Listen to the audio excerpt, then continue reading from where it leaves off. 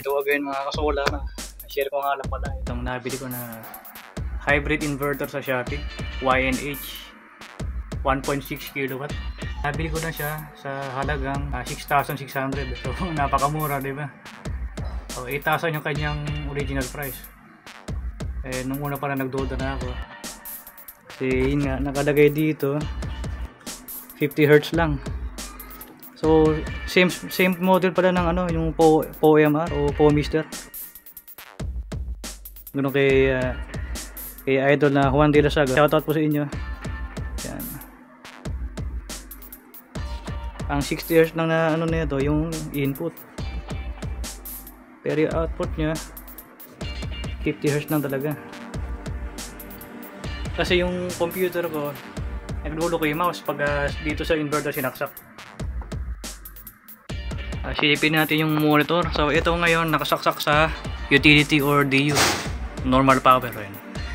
Mapapansin nyo kahit bulok yung monitor, ala naman siyang mga tuldok or flickering na gumagano. So ililipat ko ngayon sa inverter. Ayun na.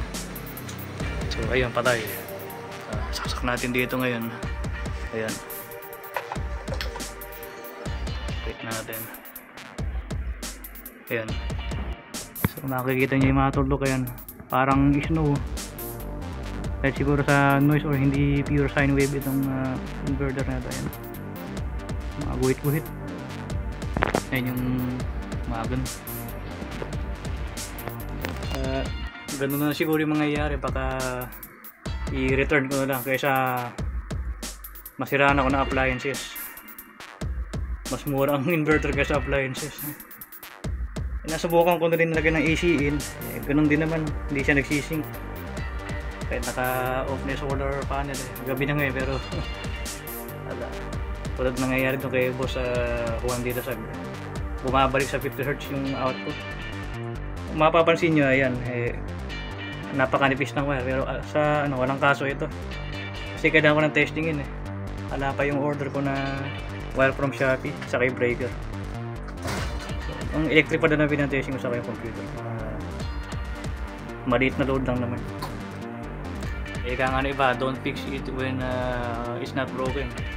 So matino yung setup ko dati, Samsung at SRNE stable. Eh di mapakali. Yan eh, nakaka-addict yung solder talaga. Kung ma-return mo nito, back to Samsung na lang. Separate setup, toroidal inverter ulit, saka separate na MPPT. So magka problema man, hindi sabay. Actually ala kung gaano makakita ang review nito or feedback, lalo sa mga kapwa Pinoy natin. Iba naman sabi goods daw, diba? Para sa akin hindi. So ingat natin sa pagbili. So sa tingin ko wala talaga ako magagawa dito. Return na lang talaga. Yun lang po, thank you po. Next time ulit. Yan.